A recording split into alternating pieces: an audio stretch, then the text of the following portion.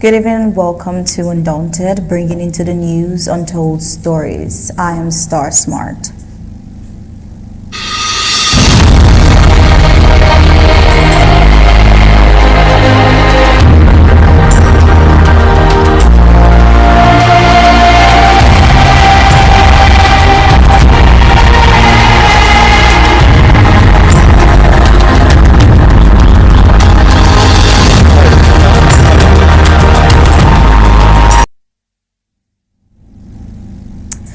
Amazonia is in a deeply wounded yet resilient phase this period.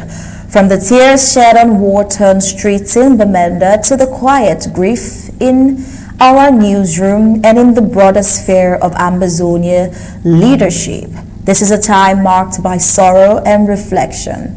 We mourn lives lost in senseless violence back home, and now we are also mourning the irreplaceable loss of not just one, but two of our very own persons, Mrs. Iya Emma Yoti Endeley, fondly known to us as Ma Endeley, here in Studios 2, and also the loss of the Vice President, Mr. Eric Ateh, a very sad one. It is with profound sorrow that we announce their passing.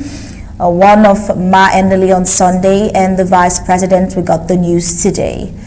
We saw the loss of Ma Endeley in California, USA, after a brief illness. She was the Director General of the Ambazonian Broadcasting Corporation, ABC Networks 24, and a mother figure to many of us here in the studio too, and in the general struggle of the Ambazonian liberation movement. With a rich background in media from Cameroon and Nigeria to her life in the United States as a registered nurse, Ma Endeley returned in spirit to serve her people once more.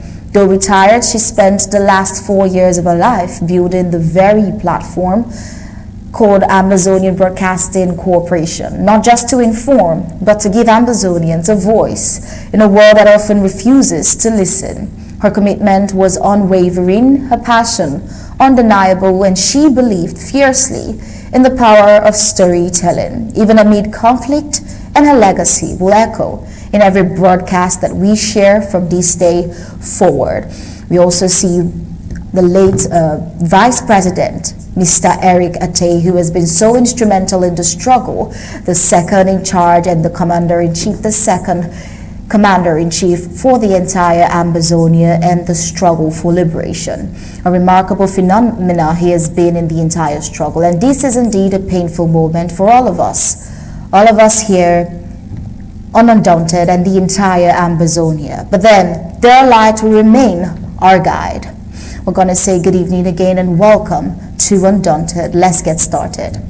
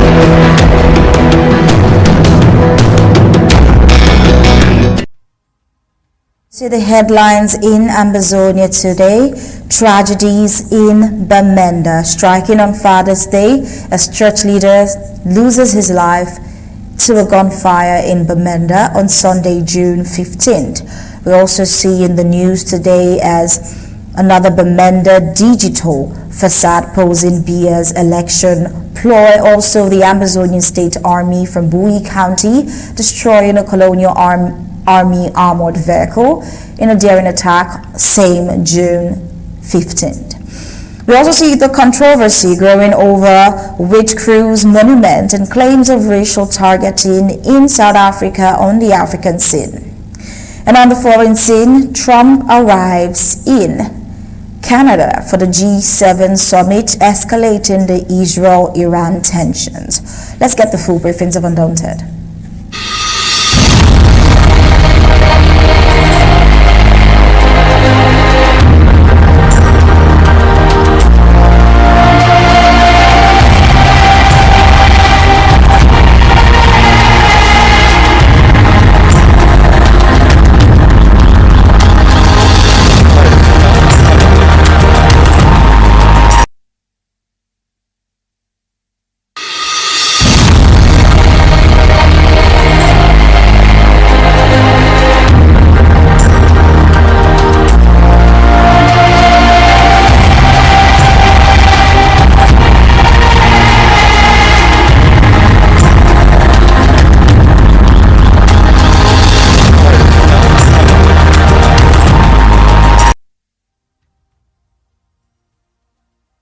The Ambazonian who wakes up to the sound of gunfire and goes to bed hoping for peace. We are at Undaunted. We are heartbroken by the continuing loss of innocent lives like that of Mr. Penn Collins Mulu, who was gunned down by a stray bullet in Mile 4, Bamenda, on what should have been a peaceful Father's Day.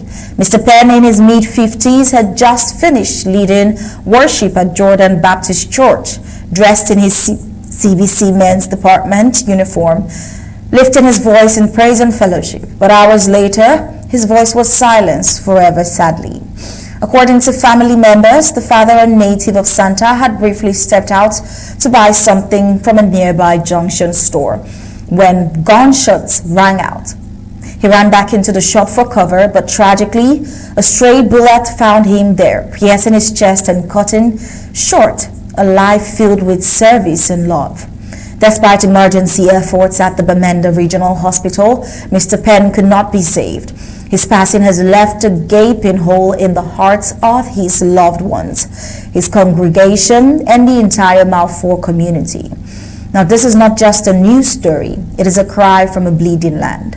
Another family shattered, another home silenced, another soul lost, not on the battlefield, but on the streets he called home. We mourn with the Mulu family, and we ask again, how many more fathers must die before this war comes to an end?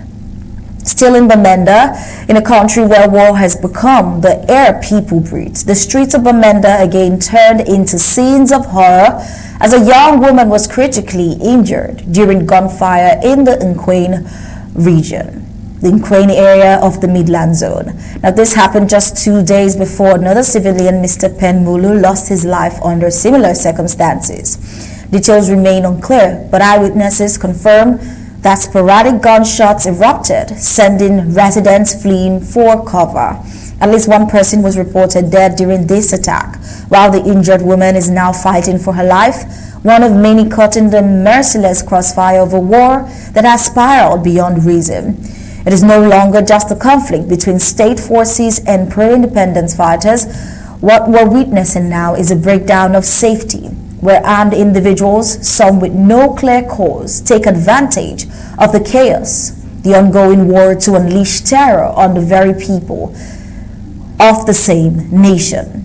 People taking advantage of the war and causing chaos and exploiting innocent individuals at the detriment of their fellow innocent lives. Well, Undaunted, like the rest of the grieving Ambazonian people, stands with the victims and their families. We speak today not just as reporters, but as sons and daughters of the Ambazonian land who have seen too much blood, too much pain, and too little justice. From Bamenda to Muyuka, from Nkwene to Santa, families are mourning. Mothers are burying their children. Worshippers are dodging bullets. This is not the future the peoples of Ambazonia prayed for. We call for accountability. We call for justice. And most of all, we call for peace, because Ambazonia is bleeding and the wounds are now far too deep, which is why the international community should step in and do what is needful to bring this war to a just end. Well, we have with us in the studio for analysis, Barrister Mbeseha. Good evening, Barrister. Good evening. And thank you for having me. Yes, it's a pleasure as always. We've seen this report in Bamenda. The war seems to be spiraling every day with increased casualties, and yet again we're seeing series, two to three casualties or even more in Bamenda alone. And we're asking, what do you think is the way forward, and how do you think the international community can facilitate this process of the Ambazonian struggle to come to an end? Do you think that is feasible? Yes, as well as the way forward. The way forward, in short, is separation. When a marriage does not work, the best solution to the two parties involved in the marriage is divorce, at least for the unsafety. See, when I bring the illusion of a marriage, it takes us back to why are we here suffering now? Why are guns firing left and right? Why are people dying, call it under crossfire or being shot directly by somebody else? In 1961, when we fought for independence, the idea of independence to any nation was to go live in peace, was to go do their own affairs, to run their own matters in the way they wanted. Nobody ever sought independence to have independence with bullets flying over his or her head. And so, again, why are we here? Why is this firing going on? It is because sometimes in 1961, we purportedly joined some people called as the Cameroon. And when things are not moving, when the marriage is not working, they sought and started to kill the other spouse. They kill our children, kill our husbands, kill our wives. Why? Because we said the marriage was not working. And so again, Penn and others are just 1, 2, 10 too many. The only reason why we are having this again is because we purportedly got into some marriage with somebody or some other country, and it is not working. I've said many times over this program, we did not sign up to this.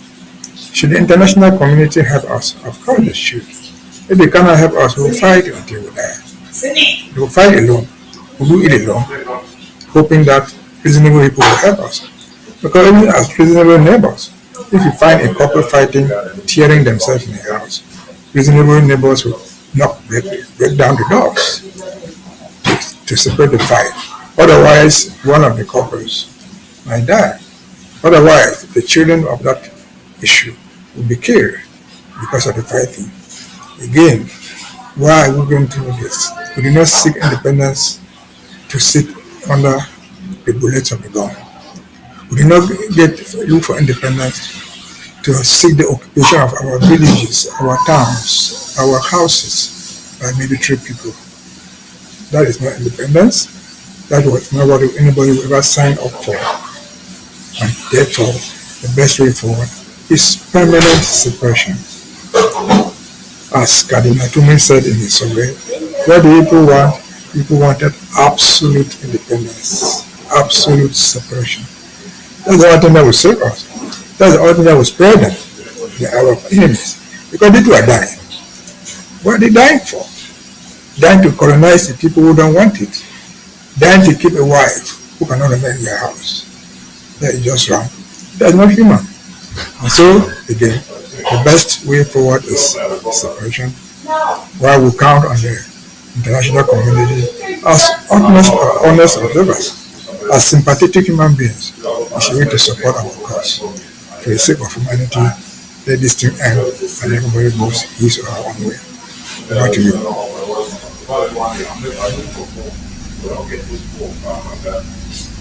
Alright, so much, Barrister Mbeseha. While we're processing the casualties that the human cost of the ongoing war in Ambazonia, we're also mourning the loss of two significant figures in the struggle. We're talking about Endeley and the VP, Mr. Ateh. We see the government of the Southern Cameroons has sent a communique with respect to this information, and in loving memory, it says condolence announcement in loving memory of Mr. Ateh, Vice President of the Federal Republic of Ambazonia in exile. It is with profound sorrow and heavy heart that the government of the Federal Republic of Ambazonia in exile announces the passing of Mr. Eric Ateh, our esteemed Vice President, patriotic son and resolute freedom fighter. Mr. Ateh's unwavering dedication to the liberation struggle of the Southern Cameroons was marked by courage, discipline, and integrity. He stood at the forefront of our international diplomatic engagements, championing the cause of justice for our people with unmatched clarity and conviction. His transition is a tremendous loss to our nation, especially at a time when his wisdom and leadership were most needed. We extend our deepest condolence to his family, friends, and the entire Ambazonian community around the world. May his legacy of sacrifice, service, and unshakable belief in our right to self-determination continue to inspire generations.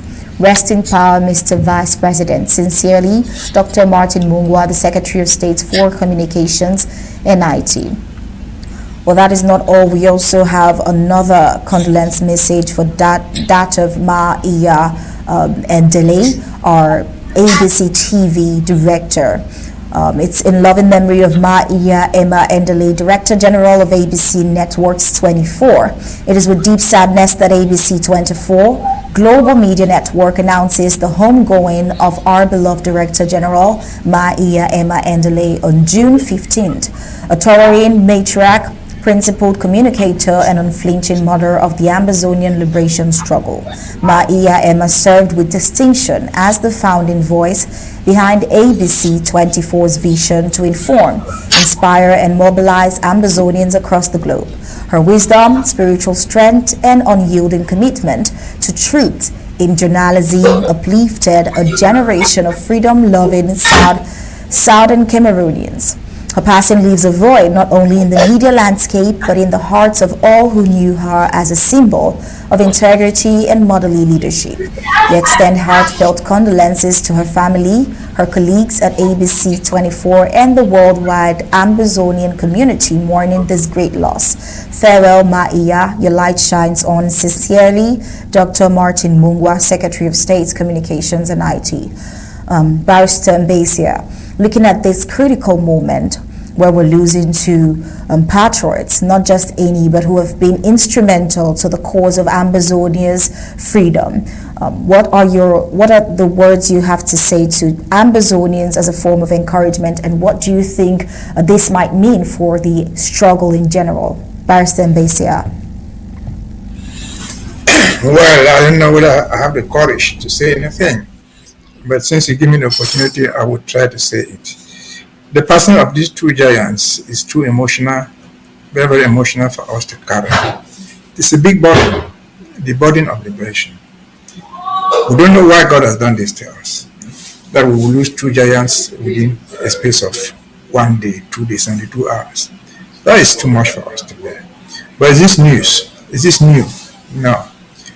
You see, we all weep, we all cry. But let us be encouraged. Let us say that for each drop of tears that will drop to mount these two giants, they should be behind that single drop of tears a ton of encouragement. We should be encouraged to move on. Because history shows that all revolutions like that end like that. These people are dead, all in the United States, but they are dead in the war front. They are in the battlefield, and they have died there. This is not being against it.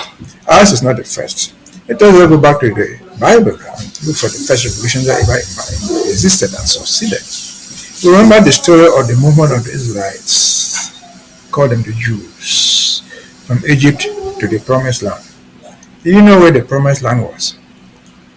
Those who started the movement will know of Moses. They crossed the Red Sea, but they never saw the Promised Land. So they are like Ma and VP, Ateh, who across the Red Sea were in the wilderness.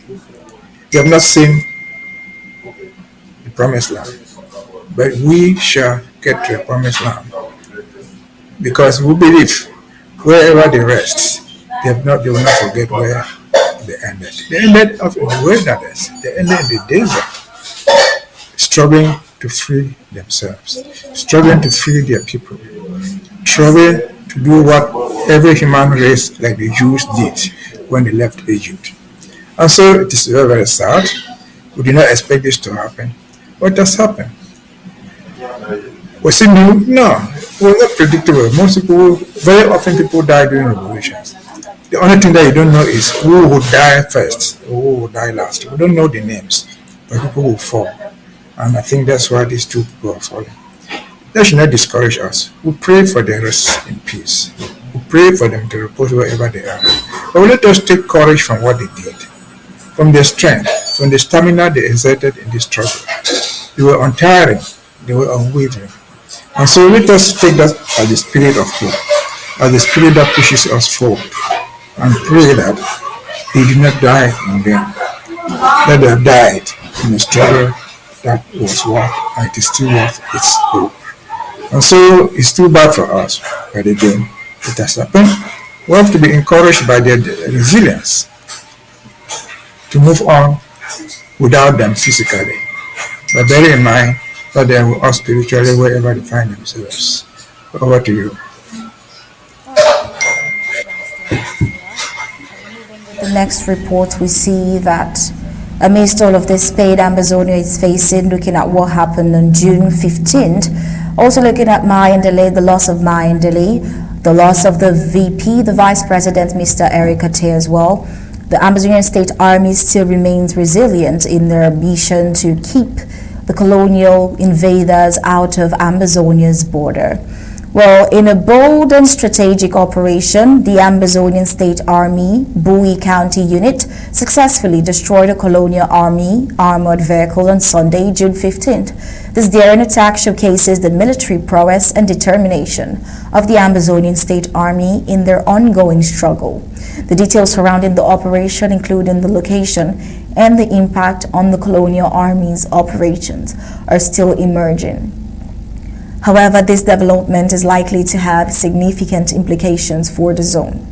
The Ambazonian State Army's actions are part of a broader movement, and their military operations continue to shape the dynamic in the area. It appears all those inside the armored vehicle, well, all died. Still in Ambazonia, we'll take a look at, while this is going on, what the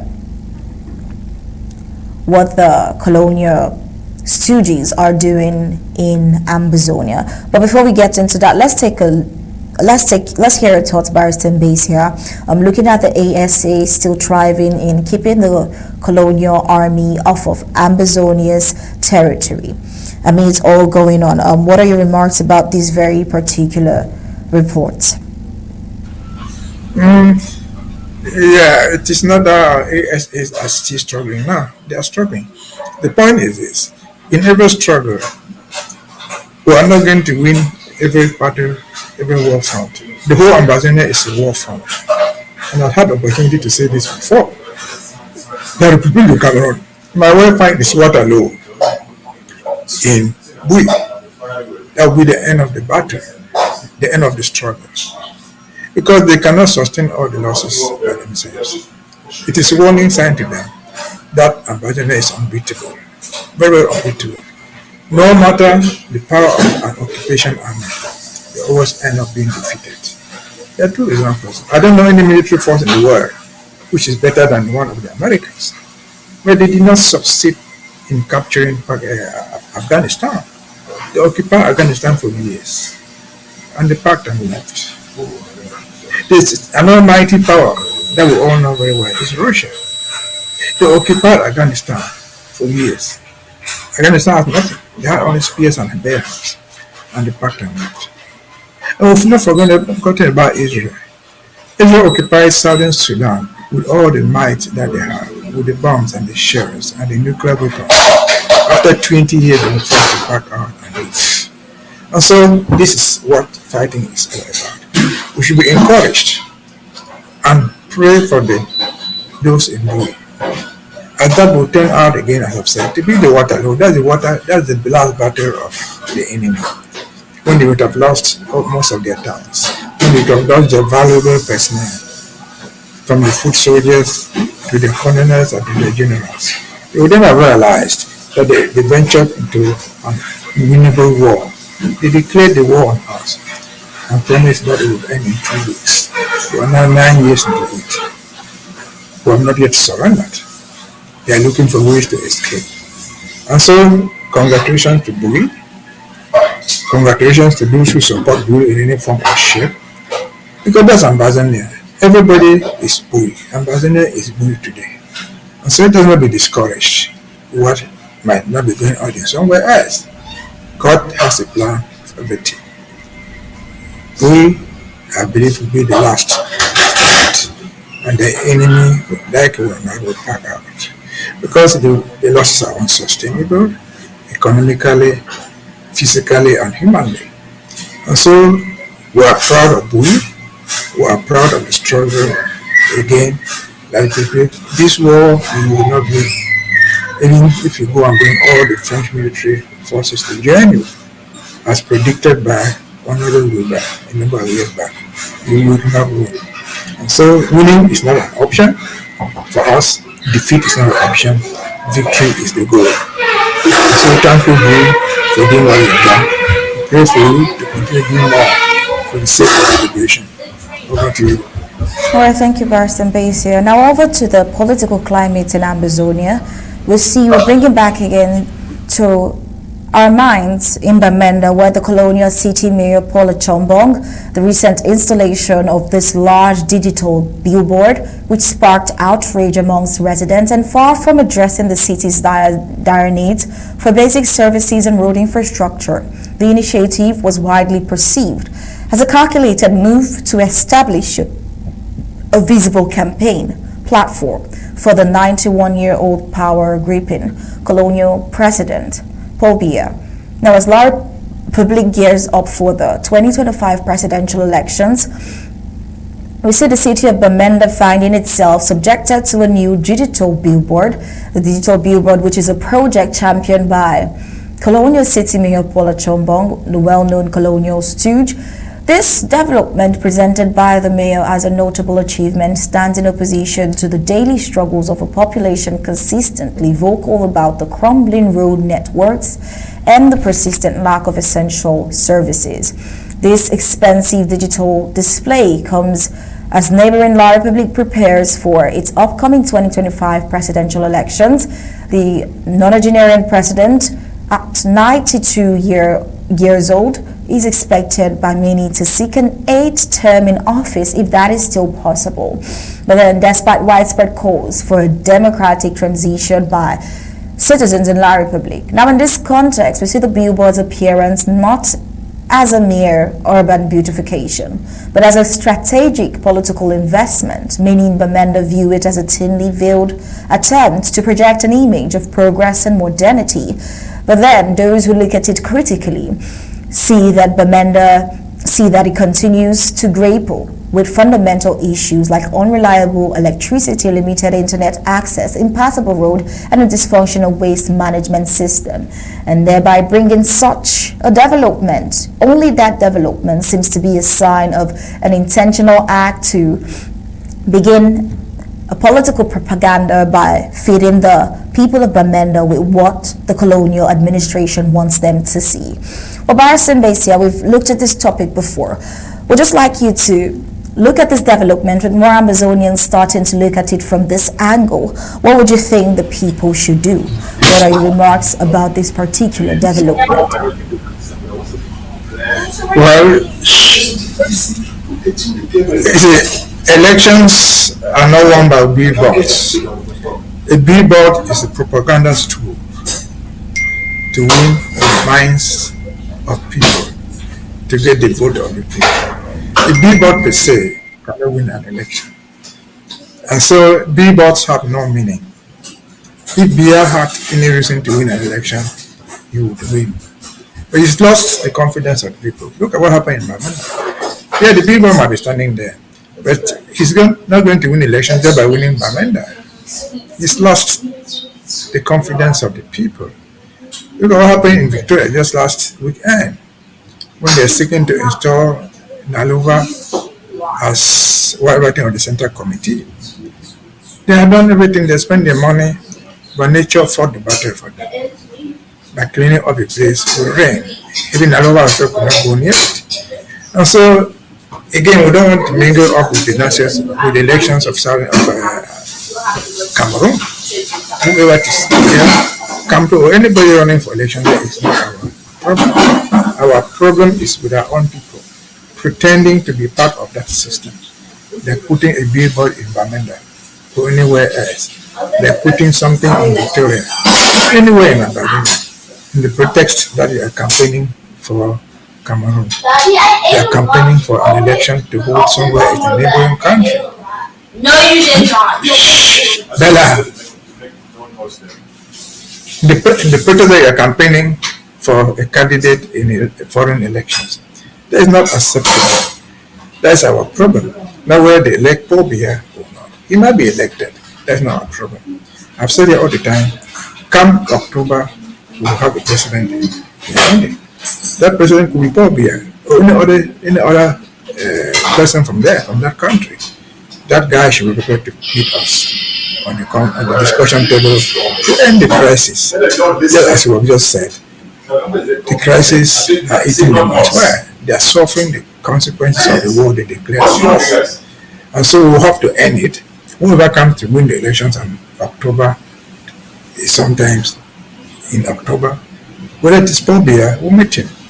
Whether it is somebody else in Algeria, Cameroon, let that person win the election with the understanding that they will only end their own suffering, they will end their own losses by meeting us on the discussion table to end the war. And whoever supports them, they might well back and go and meet them.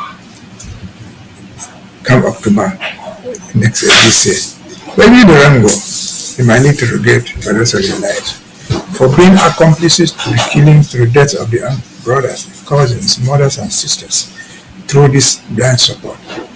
And so, if Mr. Chomba is doing all that as a colonial mayor appointed from the army, well, his city has vomited him out. The city of Bamenda has vomited that administration out by their inability to provide water, their inability to provide electricity, their inability to provide simple security is telling that Bamenda is not part of you.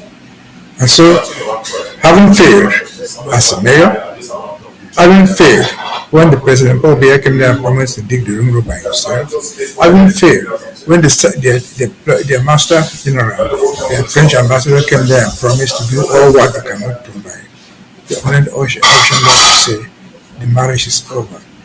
Let us part ways. Let us live the way we can, and let them go live the own way they can. Over to you. All right, thank you so much, Barrister Mbeseha. It's been a pleasure having you as always, and your input here on Undaunted has been really tremendous and significant. But with that, we'll have to let you go and say thank you for joining in. Have a pleasant night. Moving on with the rest of the reports, we are going to head into the news around Africa.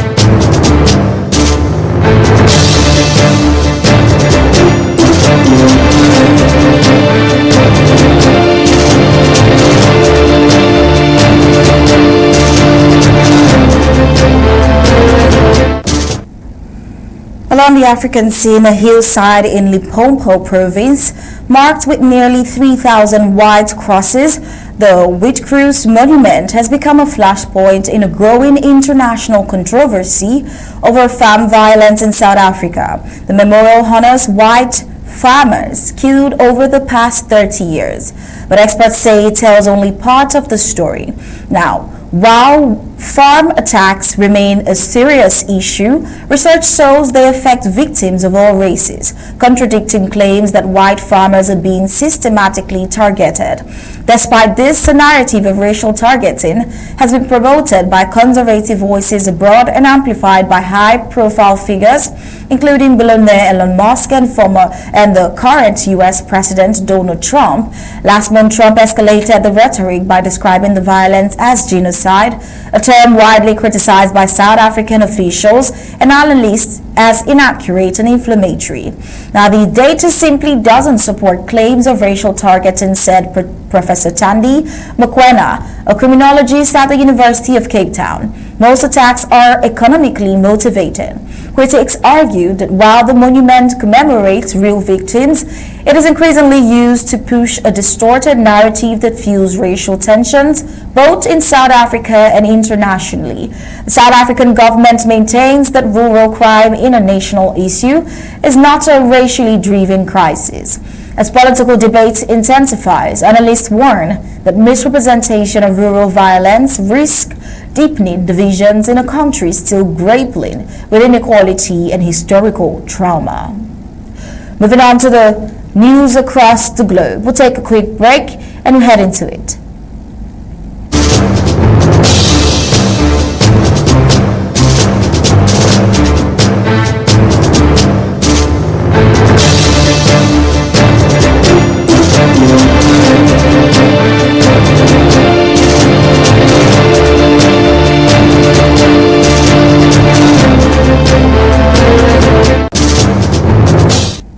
On the Global Report, President Donald Trump arrived in Canada on Monday for the Group of 7 G7 summit, where global economic cooperation is expected to take a backseat to pressing geopolitical crises, chief among them the escalating confrontation between Israel and Iran. The annual gathering of leaders from the world's top industrialized nations is being held this year in the tranquil setting of Charlevoix, Quebec. But behind closed doors, tensions were high as world leaders prepared to confront the growing list of global flashpoints, from the war in Ukraine to Chinese trade practices and increasingly the deteriorating situation in the Middle East.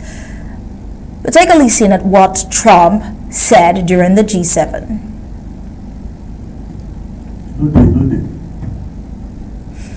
Well, interestingly, according to individuals familiar with internal United States discussions, President Trump recently opposed an Israeli plan to assassinate Iran's supreme leader, Ayatollah Ali Khamenei, a move that could have plunged the region into an all-out war. The Israeli proposal, which had reportedly reached senior levels within the intelligence and defense establishment, was ultimately rejected after Trump signaled both publicly and privately that the United States would not support such an operation. He made it clear he doesn't want to get dragged into another Middle East conflict, said one senior official, speaking on conditions of anonymity due to the sensitivity of the matter. Now, the revelation adds a dramatic layer to the summit, where leaders are expected to confront not only economic challenges like inflation and supply chain disruptions, but also the consequences of military escalations in several regions. Israel and Iran have exchanged increasingly aggressive rhetoric in recent weeks, including the tit-for-tat airstrikes and cyber attacks, raising fears of a wider regional war. Now, while the United States remains a key player in Middle East diplomacy, Trump's decision to take a more cautious stance marks a departure from previous administrations that had often offered unequivocal support for Israeli military strategies.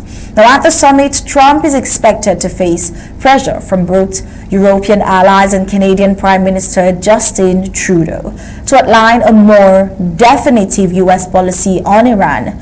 Many G7 leaders worry that the lack of a coordinated response could embolden Tehran or provoke further unilateral actions from Israel. Meanwhile, Trump is also likely to push his economic agenda, including calls for reduced tariffs and new bilateral trade deals. Though many analysts believe those discussions may be overshadowed by the rapidly shifting geopolitical landscape. The world will be watching closely, not only for decisions on economic policy, but for signs of how the West plans to navigate the increasingly volatile showdown between Israel and Iran. Well, Trump, still on the Global Report, orders largest mass deportation drive in the United States history amid growing protests. The United States President Donald Trump has ordered what he described as the single largest mass deportation program in history, calling on federal agencies to intensify raids and removals of undocumented migrants across the country. The directive, announced in a post on Trump's social media platform Truth Social, it comes amid a wave of nationwide protests and heightened tensions in major cities like Los Angeles. Trump specifically named Los Angeles, Chicago, and New York City as key targets for the expanded enforcement operation, referring to them as hotbeds of illegal immigration and accusing local leaders of undermining federal law. While the announcement has sparked alarm amongst immigrant communities and rights groups, who say the moves threaten to destabilize families and provoke widespread fear. While the former president calls to action follows a series of coordinated immigration and customs enforcement ICE raids that began on June 6th. These raids focus primarily on urban centers with large immigrant population, while President Donald Trump is focusing on these cities, and he has already led to hundreds of arrests according to immigration officials. However, exact numbers have not been publicly confirmed by federal agencies. In response, protests have erupted in cities across the United States, with demonstrators demanding an end to what they describe as militarized immigration enforcement. Tens of thousands have taken to the streets in solidarity with undocumented residents, holding vigils, blocking ICE vehicles, and rallying outside federal buildings. Well, these are the developments on the forward scene, and that is all on Undaunted tonight. But before we go, let's take a look at our major highlights.